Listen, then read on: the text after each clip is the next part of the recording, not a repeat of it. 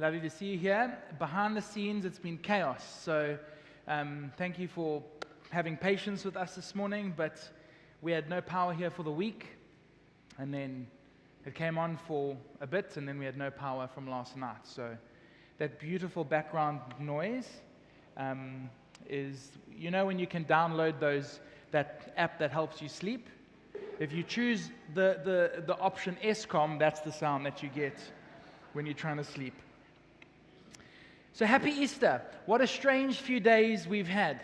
I want to just start. 1 Corinthians 1 verse 18 says, "For the word," or some translations say, "or the message of the cross is foolishness to those who are perishing, but to us who are being saved, it is the power of God." There is something about this day that does not make sense to so many people. I don't need to remind you that we are living in chaotic times.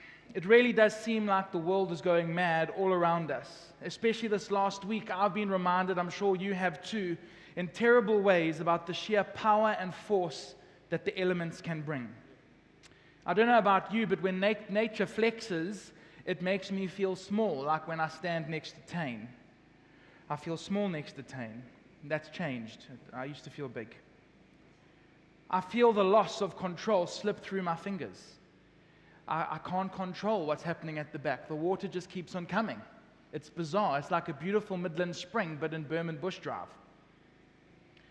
And in moments like this, sometimes I feel as human beings what we want is a win. Don't you feel that? Especially for those of us who've lived in Durban for the past few years. Pandemic, civil unrest, floods. Don't you feel like we need a win? Don't you feel like I felt like for many years coaching what was a very useless water polo team? All I wanted was one win. One win, that's all I wanted. The year was 1944.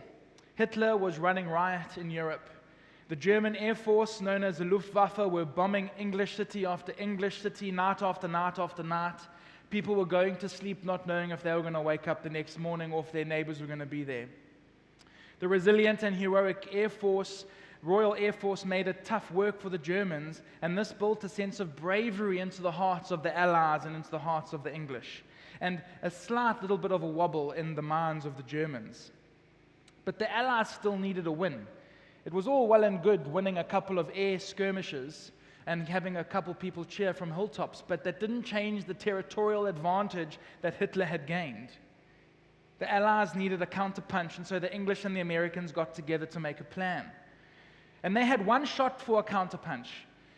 There was a wall that had been built through defense systems across the entire eastern front of Europe.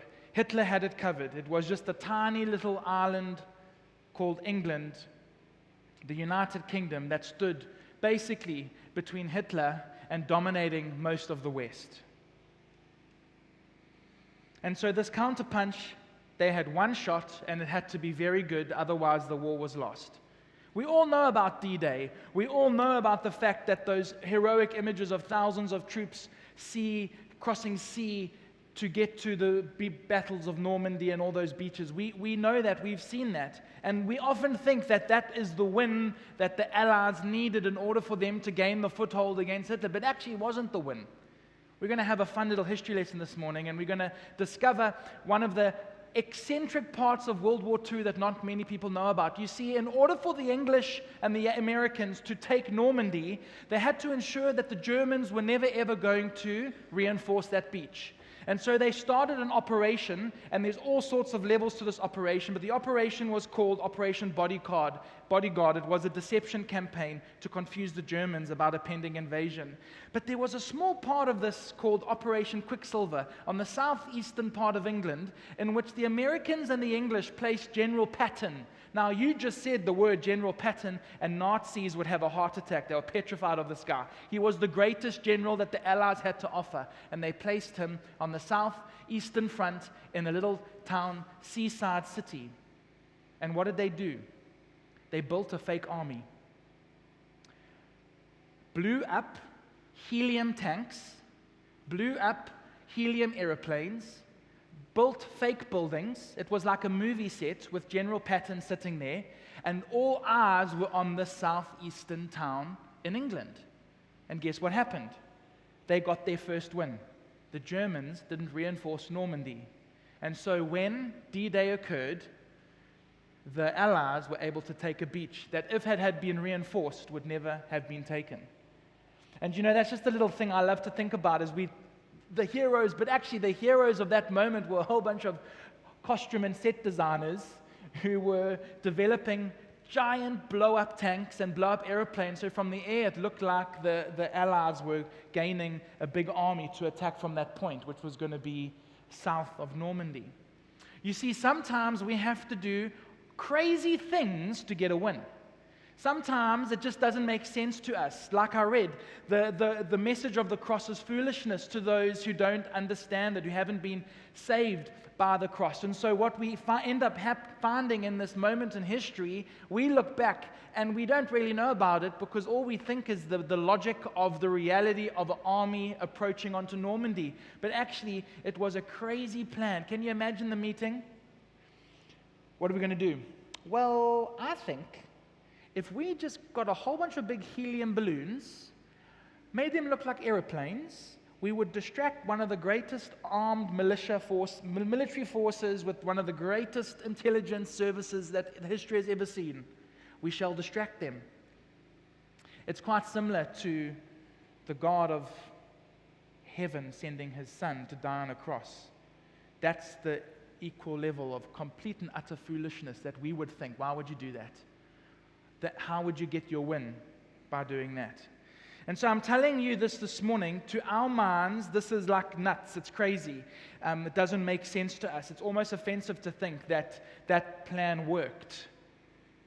The Allies needed something incredibly crazy to get a win, and in the same breath, humanity needed something incredibly crazy to also get a win against the consequence of sin, which had resulted in a severing of their relationship with God, our Father. And so just like the Allies needed the win, so humanity needed the win. And all other religions and anybody that has so-called educated logic or looks at what happened, they would see this moment on a cross as an outlandish and crazy plan. That the God of heaven's armies, the beginning and the end, the Alpha and the Omega, would send his son, part of himself, in human form to die on a cross. And then be sacrificed on that cross so all humanity could get a win. It just is a crazy, foolish, outlandish plan if you think about it like that. Because the cross is greater. The cross gave us the win to end all wins. So I'm telling you this morning because we need to hear this message today in Durban, South Africa. We need to know that despite the mud and despite all of the tragedy that we are hearing, that there has been a win that has been won on a cross. And that was won by Jesus dying on the cross. So let me just break this down in simple terms for us this morning. Personally, I've felt excitement dampened in the last few years. After COVID, I found it quite difficult to get excited about stuff because we actually don't know if it's going to be cancelled or it's going to be postponed. And so how do we build up that excitement? On a personal level, again, I feel sometimes my sense of awe decrease in moments. I've become, Matt, I've become slightly mechanical in certain elements of my walk with Jesus, and there's been a struggle for me. And I know I'm not alone in this. I'm just being very vulnerable so that we all know the reality of where we've been and where we are trying to go. And in the last few days, in preparation for today, I've been reminded of the majesty and the mystery of this Easter moment, this weekend. And in simple terms, God created out of love. Our sins severed a relationship that we had with God. So get this. He sends his son to die on a cross as a sacrifice to make things right again. Let the mystery and the majesty of that moment sink in. Let's forget about the historical nature of the event. Let's just think about the miracle of what happens there. And so in the mind of the ancient Middle Eastern person, sacrifice was what you used to do, things you did to make things right with your gods. In the ancient mind, that's how it worked. You sacrificed in order to behave. And in the Jewish way of life, it was how you kept your relationship with God in good standing. So just get into this mindset for a moment and think about how mind-blowing it must be for somebody in ancient Middle Eastern life, for them to understand that the God with whom they were working permanently to keep in good relationship with, sacrifices, rituals, pilgrimages, does the sacrifice for you. The God in whom that you had a distant relationship with, and the only way to bring him close for a moment was to go and offer a sacrifice. He now does a sacrifice for you on your behalf. And it's his son, and he allows him to die for you. Imagine for a moment that the God whose name was unmentionable for centuries came in human form, calling you friend and dying for you. A God whose distance felt like a vast ocean is now living among you. Imagine for a moment that this was a God who required many people to go on pilgrimage to a temple so that they could do all sorts of rituals and sacrifices. And what he does is he sends his son as a pilgrim for you. I've been to Israel. I've had the privilege of standing there and watching people come from all over the world in desperate need for this connection with this God that they've read about and heard about. And I just sat there watching people clawing at rocks and looking at this crazy situation and just going, but you don't have to, he's come here. He's standing behind you. He's living among you. Imagine no longer needing that perfect lamb because Jesus became that perfect lamb. The cross was the place where slaves went to die in the Roman world, and in the Jewish world it was an incredibly demeaning way to die. And the reality was that in simple terms, to associate power with the man who died on a cross was ludicrous. It was ludicrous.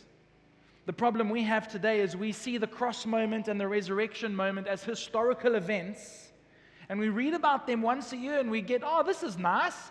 Let's have a lovely family lunch and let's drink some wine and maybe let's do some things we don't normally do, like a Shabbat meal or a Passover meal, even though we're not Jewish. Let's get into the vibe of it all. And we get into the historical moment of it. But actually, sometimes I feel we lose sight for the fact that that is relevant for us today.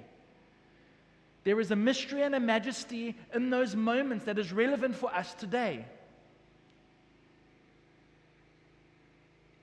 The cross cancels the cost of sin. And if you choose Jesus as your Lord and Savior, you invite into your life a majestic and mysterious moment that cancels out the guilty verdict of sin in your life.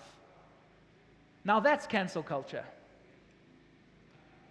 The grave is empty and promises us new life. You see, the cross cancels, the grave restores.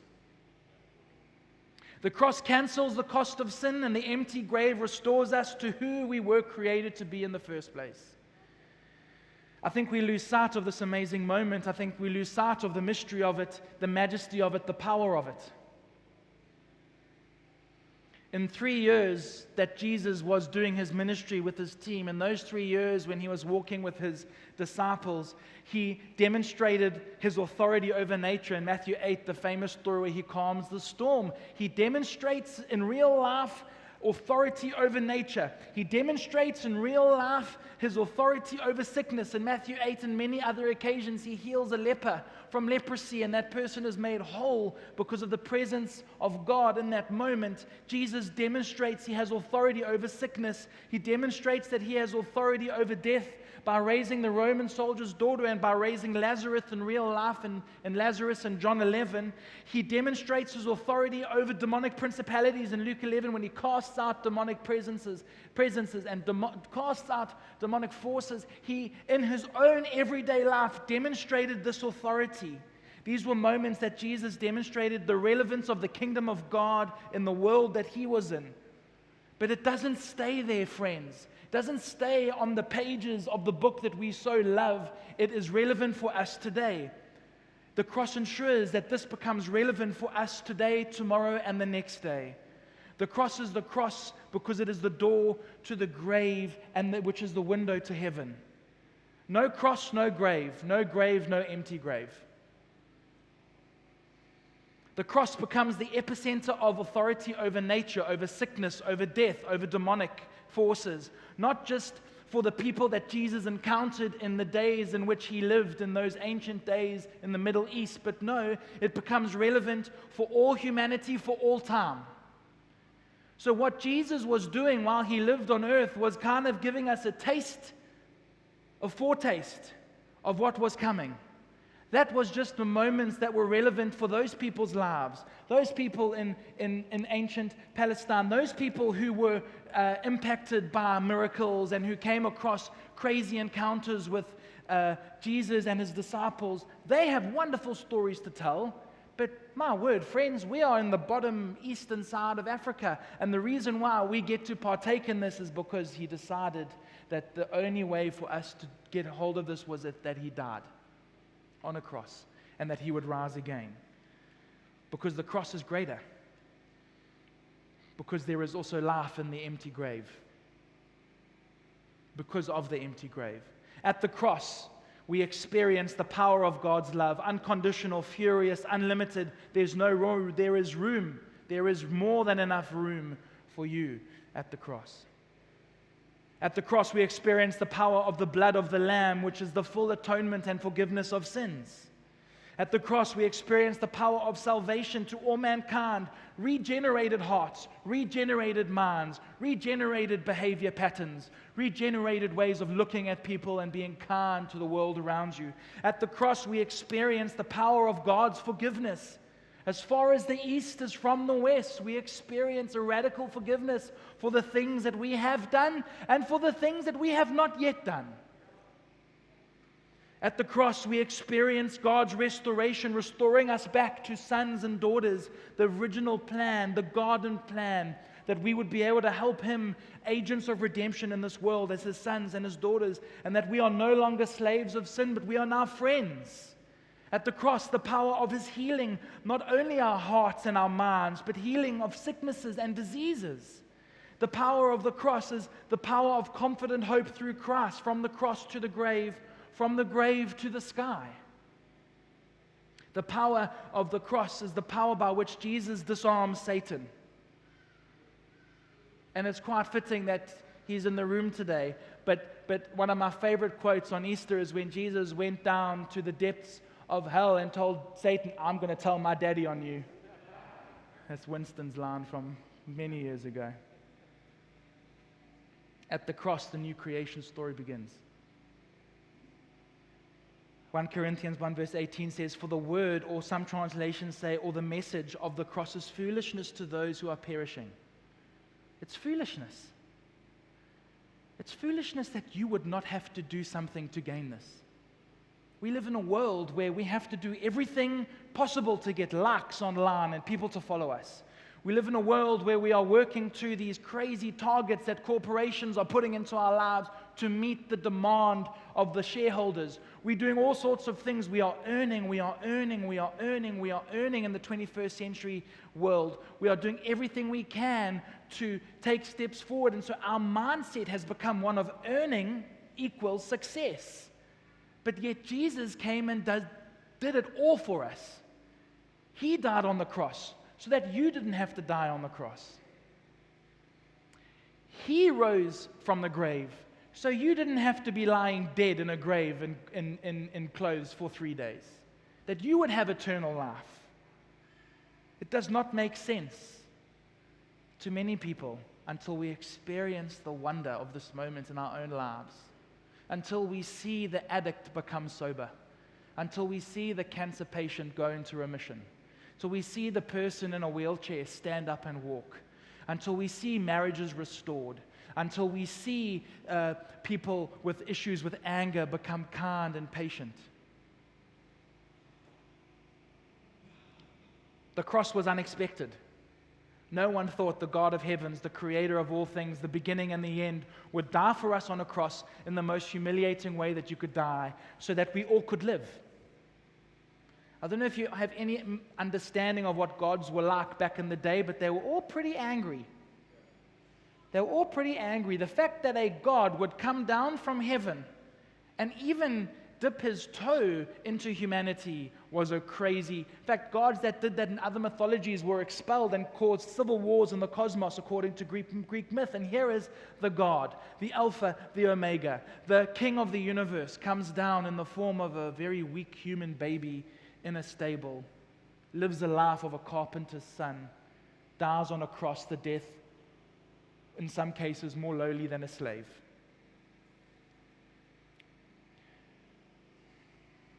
The cross was where his love for you is on display for the world to see. The cross was where he came to get you back from the grips of an eternal separation from God. Dr. Glenn Packham says, the cross did not change God's mind about us. It changes our mind about God. The empty grave was unexpected. The empty grave was where new life began. The empty grave was where women were given dignity. The empty grave was where he showed us that we could trust him. The empty grave was the fulfillment of promises that a Jewish nation had held on to for centuries. The expectations were that people, the Jews, expected to be freed from the Romans. That this was an expectation in the mind of the average Jewish person. They expected an outward victory. But the cross did not defeat the Romans, it defeated Satan.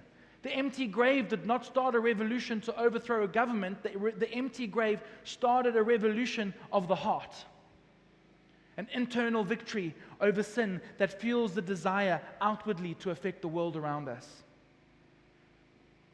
Today, 21st living, we expect Jesus to show up for us. We rub the little genie bottle. Show up for us when we need you, Jesus. We come to church when we maybe want to feel a little bit better about ourselves. We fit him into our boxes, but the cross shatters those paradigms.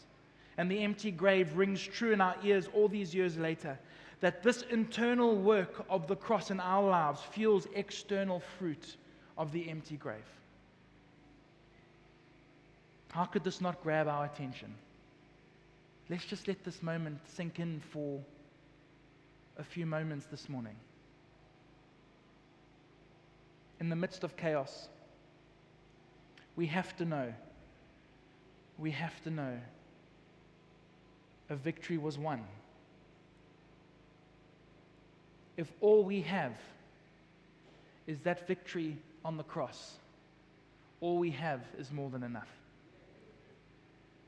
If all we have is the victory of that empty grave, then all we have is more than enough. The simplicity of that moment is the very ignition in the engine of our desire to be the people that God has called us to. You see,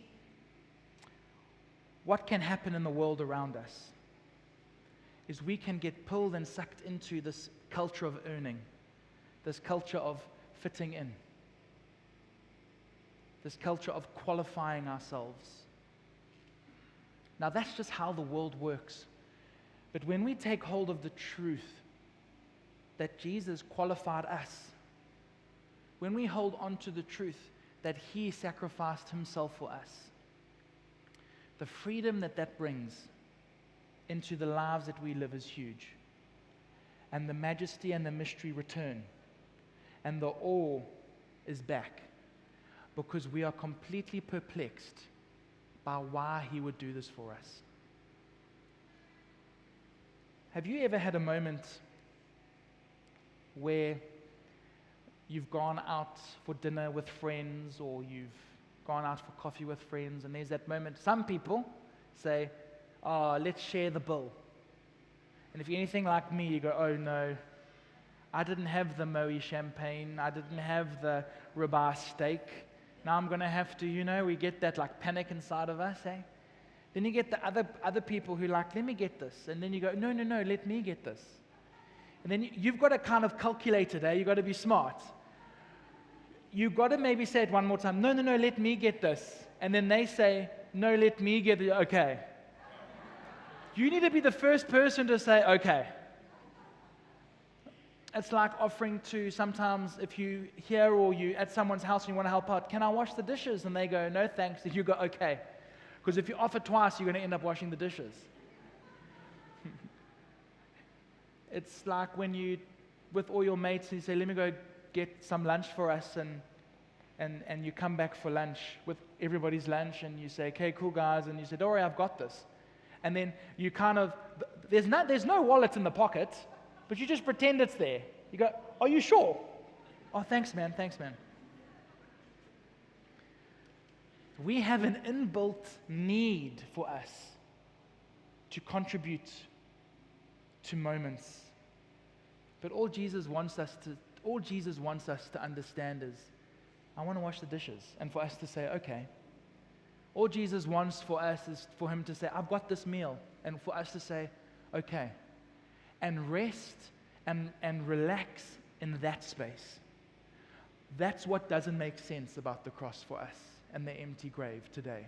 And my encouragement for all of us this morning is that when we are looking for that win, when everything around us seems to be literally falling apart, the reality of the cross is a win for you, not just for today, not just for the recovery of Durban from riots and floods, but for the rest of your life. He's got you covered. And all he wants you to do is to say, okay. So don't reach into the wallet for the wallet that doesn't exist. Let God be God in your life. Let the sacrifice he made on the cross be worth it in your life. And that empty grave moment, take that identity with you into any opportunity you have. Let's stand.